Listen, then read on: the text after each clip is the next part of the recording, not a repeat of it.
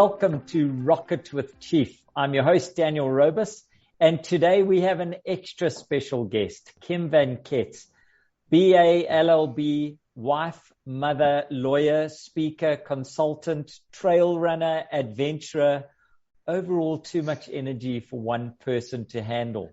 That's why you share it with the world. When it comes to fitting things in, Kim, you seem to have mastered the art of maximizing your days from sunup to sundown and even late into the evening. You seem to cherish the day and share with an open heart. Be welcome and thank you for giving us a little bit of time. Before we go on a journey inside that multifaceted head of yours, what's the last chocolate you ate and who gave it to you? I love food so much, but chocolate is not really something that I crave. I think I took half of my daughter's Valentine's Day chocolate, to be perfectly honest, about a week ago.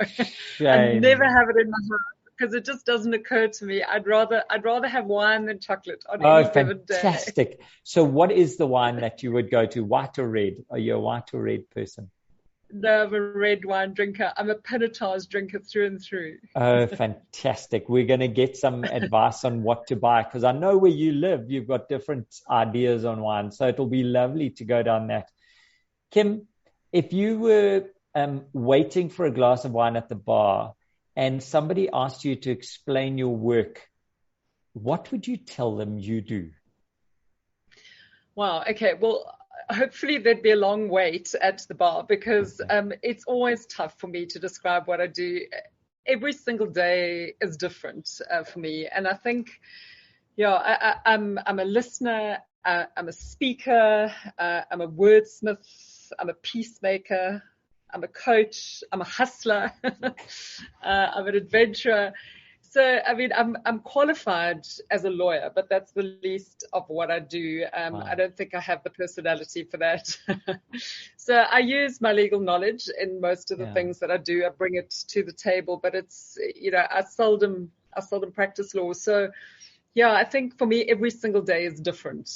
Okay. Do you ever find with these interests, it's a juggling act. Do you ever find there's a common thread between them or do you have to pivot completely? What's the thing that links them in your mind? I think there is most certainly a common thread. And I think that the common thread is people and words for me. Okay. So I suppose that boils down to connection. So for me, it's always, whatever I'm doing, it's about connection. It's about connecting. I think that is probably the common thread. Okay. Yeah. And when you spoke about a peacemaker, tell me a little bit more. That's quite a big word there. There's quite a lot going on there. What does that involve? Daniel, it's again, it's difficult really to answer in a short time. But I said earlier that I've always considered myself to be maybe not a very good lawyer, purely because of the fact that I was more inclined towards peacemaking than driving a conflict forward. I think that peacemaking is always more creative for me because it's more nuanced. So I've always tried to act as a mediator. I think that peacemaking is something more than mediating. It's actually actively seeking justice and a creative solution and the right solution, not just applying the law. So I've always tried to practice as a mediator in my practice. I've recently qualified as a mediator. And it's really something that I would like to bring into coaching as well. I would like to see myself, not as a conflict coach, because that doesn't sound nice, but sort of as a peace coach. And I see how often conflict, whether it's in business or family or communities or whatever it is, are just holding people back from being the best that they can be. So I think that it's in some ways it's more of an aspiration than a reality, because at the moment I'm a mediator, but it's something that I would like to bring into really every aspect of what I do. So yes, it's a big idea. Wow, that is so. You're putting yourself in the firing line. I mean, you do it publicly. I remember a couple of weeks ago, the controversy regarding mining on your back doorstep. Is that where you would get into mediation, or is that more where you're carrying a flag and fighting for something? When do you step into the mediation role? Can you give me an example? I think usually when I'm invited to, you can't mediate in spaces that don't, where you're not welcome or you're not asked to. I think to try to do so, if you're not invited into that space, there's maybe a level of arrogance there. So, most definitely when the whole situation with Shell erupted in the Eastern Cape, I most certainly did first try and engage with Shell and with, whoever I was able to in a way that was mediatory. But it became very clear to me that there was no interest in that. And so, then this became a legal issue and not one that I was leading. I mean, I was not at all involved from a leadership perspective. I was very involved from a support perspective.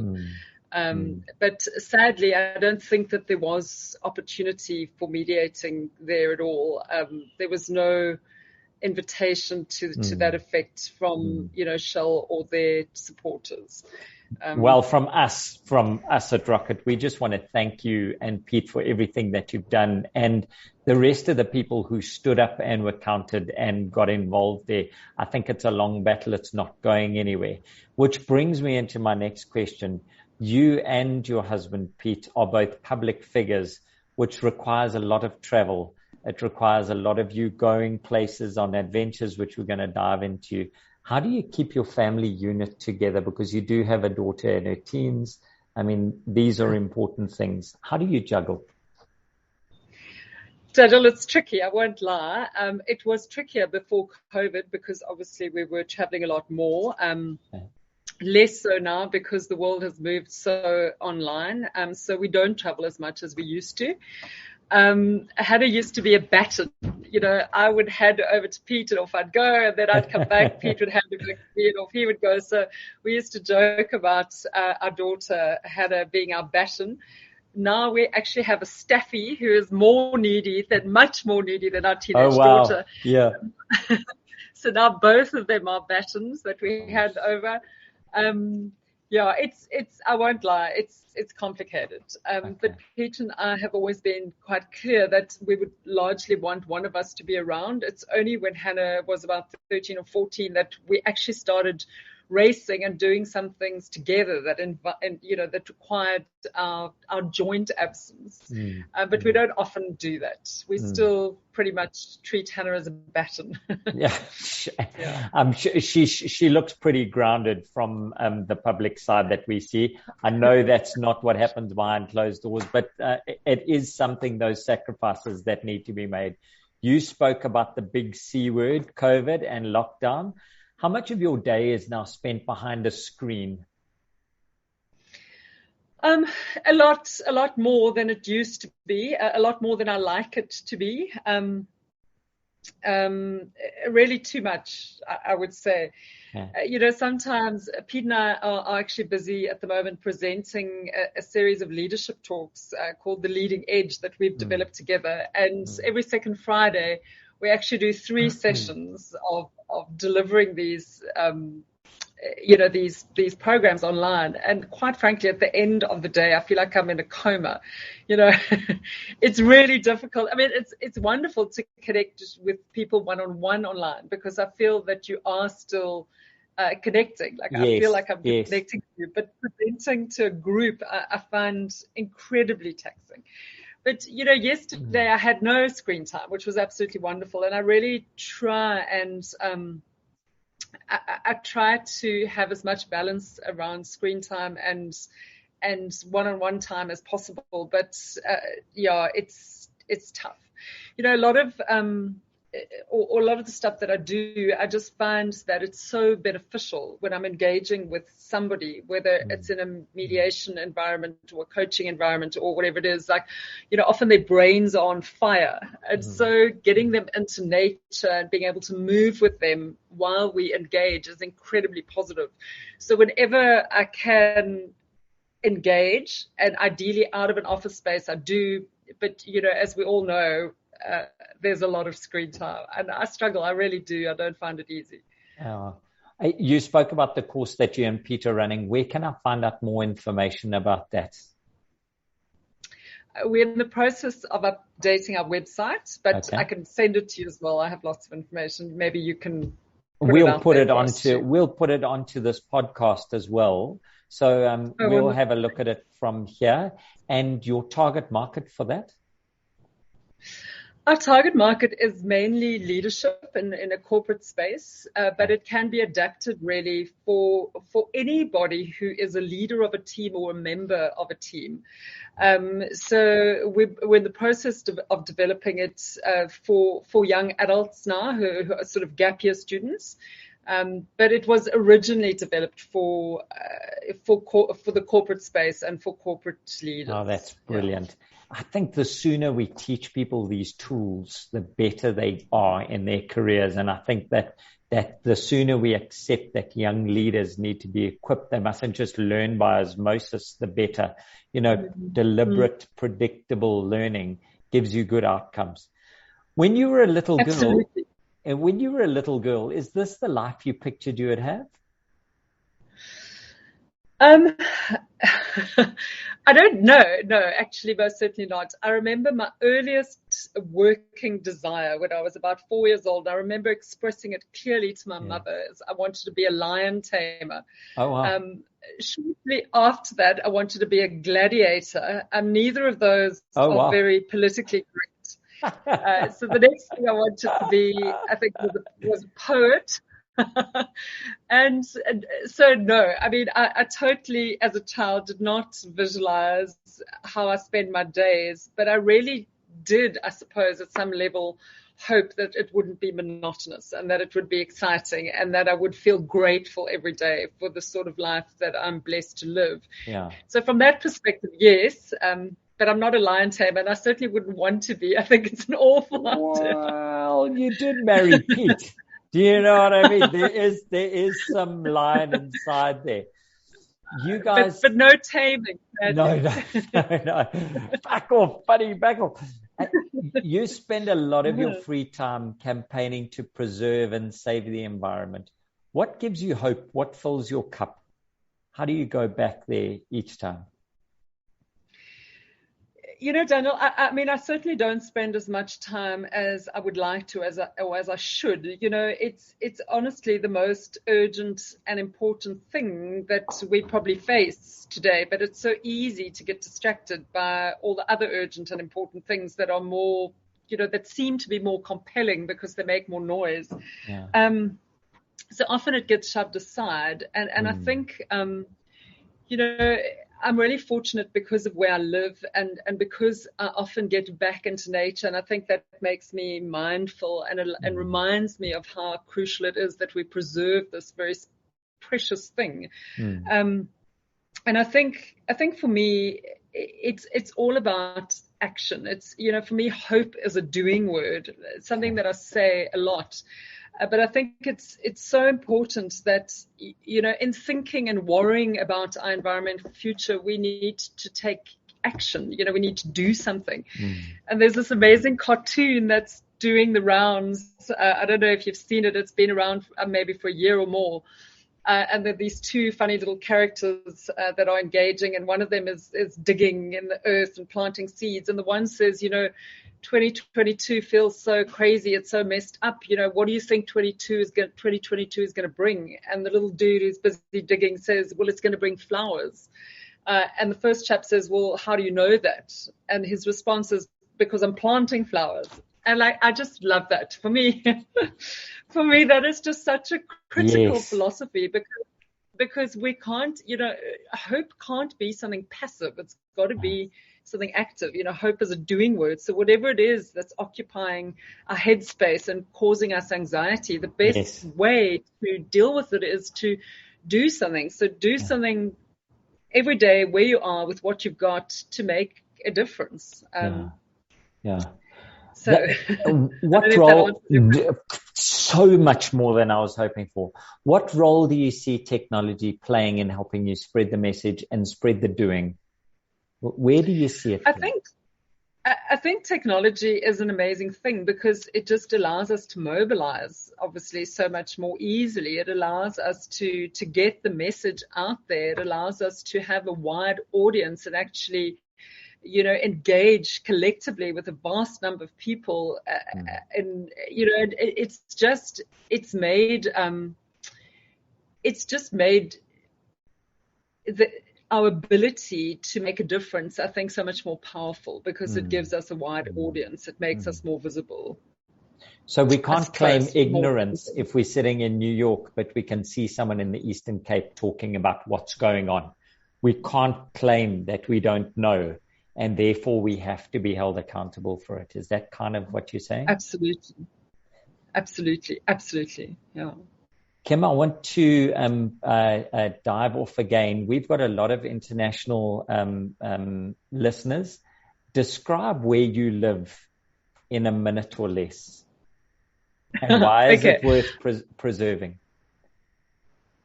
Okay. I live in the most beautiful playground in the Eastern Cape. It is absolutely exquisitely beautiful. I've run and cycled and kayaked the whole way around the country. And when people ask me what was your best part, it's really easy for me to answer. It's the wild coast of South Africa, for its sheer drama, for the fact that it is just so spectacularly undeveloped and untouched. It is a very, very special place to the local people, from a cultural perspective, from a spiritual perspective. It is really...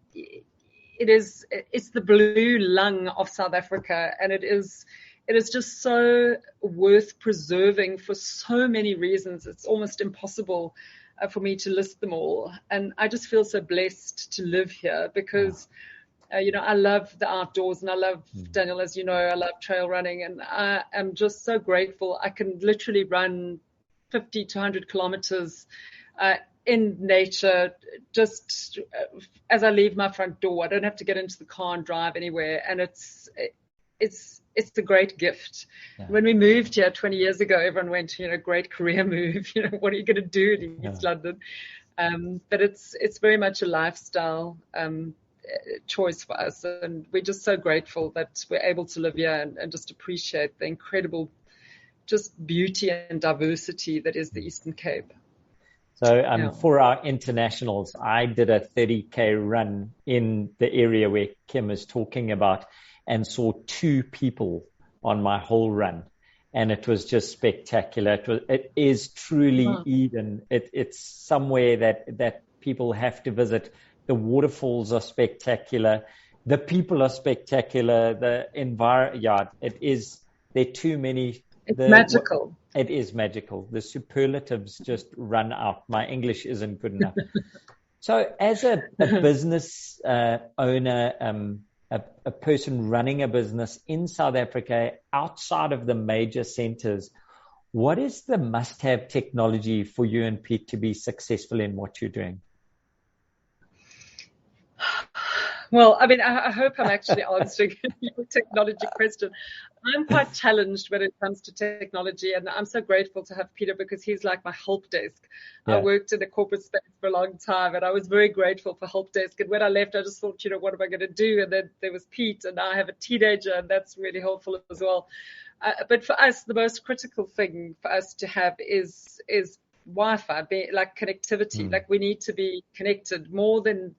Yeah, I mean, that is really what we need. And then we can do whatever we need to do as long as we can connect with the rest of the world.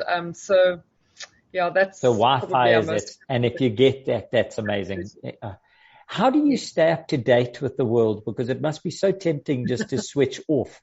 Are you a podcast listener? You're a book reader?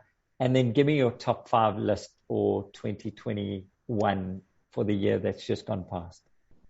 Okay, I do sometimes switch off, I must be honest, to like just purely as a self-preservation thing. But I do try to stay up to date. And as I said, thank heavens I have a teenager, which helps.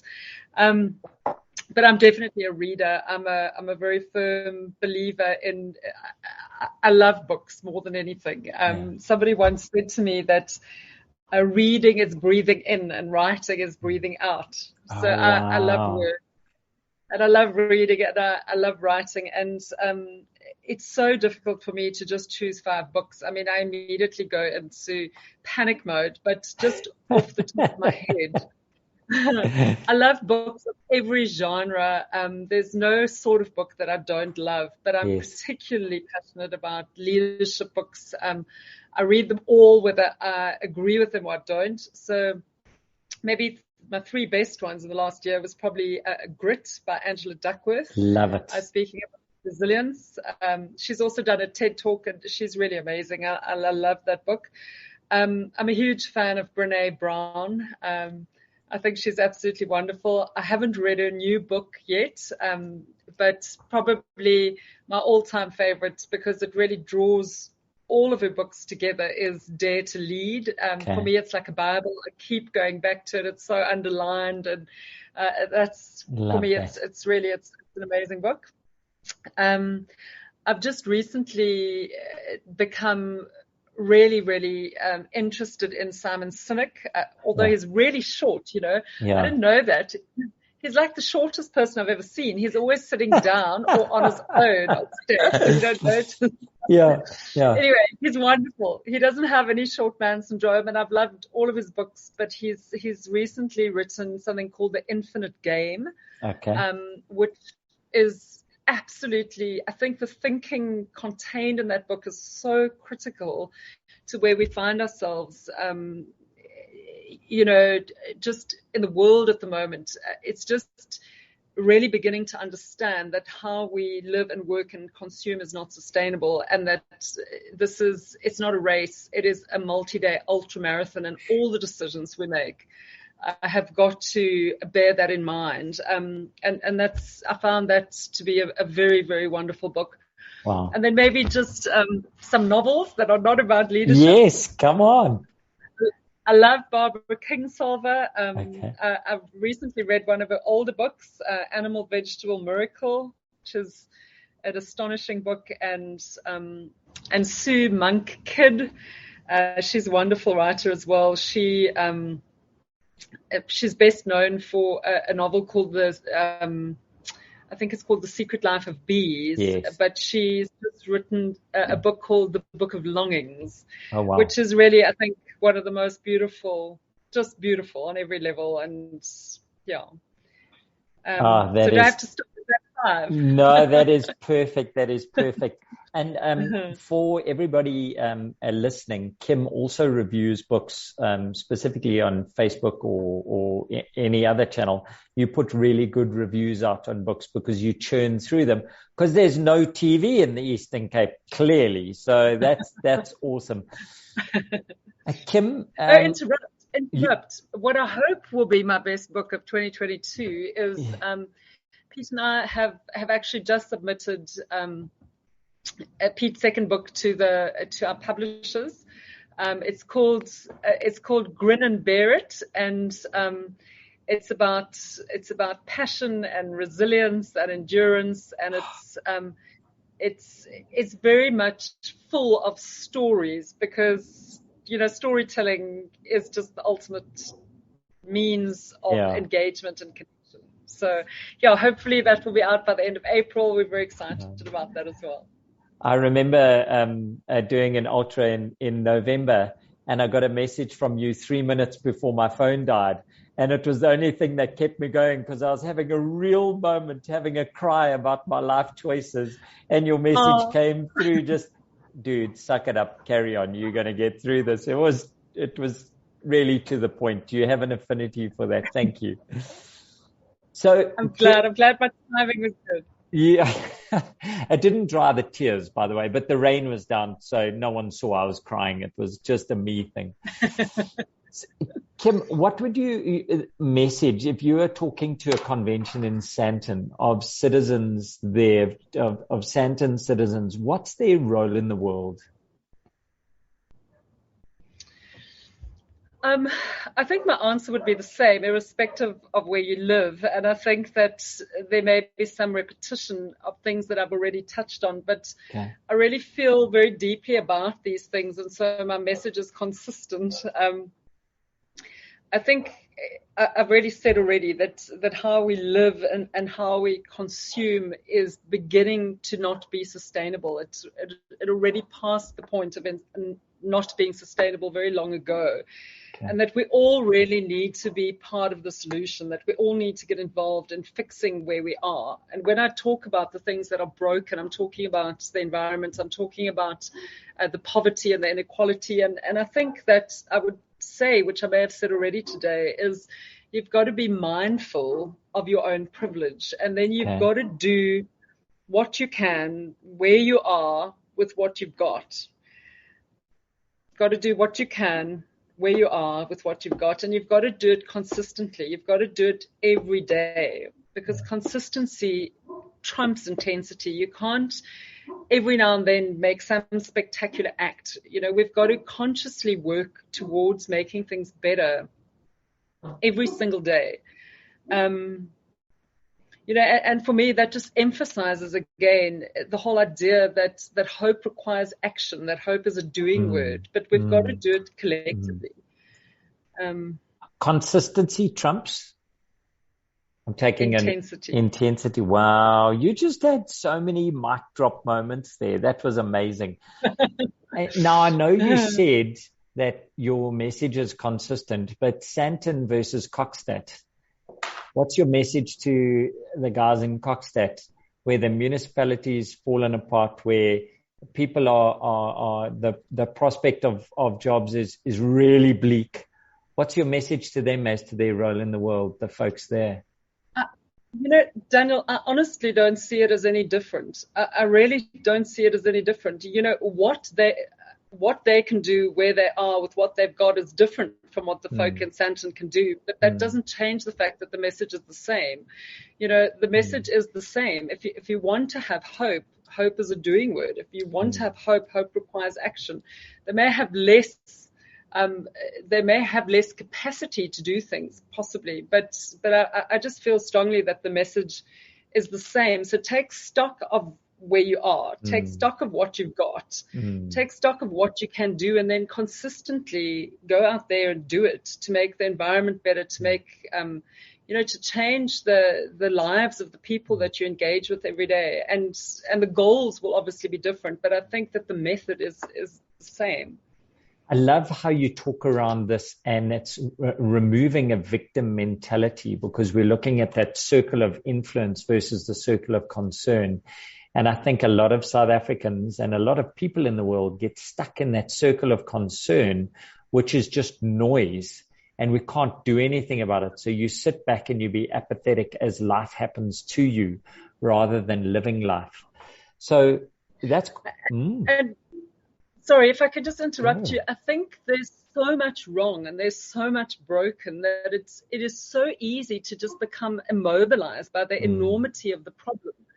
It's so easy to say, I can't fix everything. I can't help everybody. I can't change things for everybody. But you can make a difference in the life of one person. You can make a difference in the environment that is immediately surrounding you.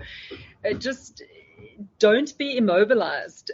Don't allow yourself to be immobilized by the enormity of what we face. Break it down. Do one thing at a time, one step at a time, one day at a time. Somebody once said, and I love this, is that nobody trips over mountains.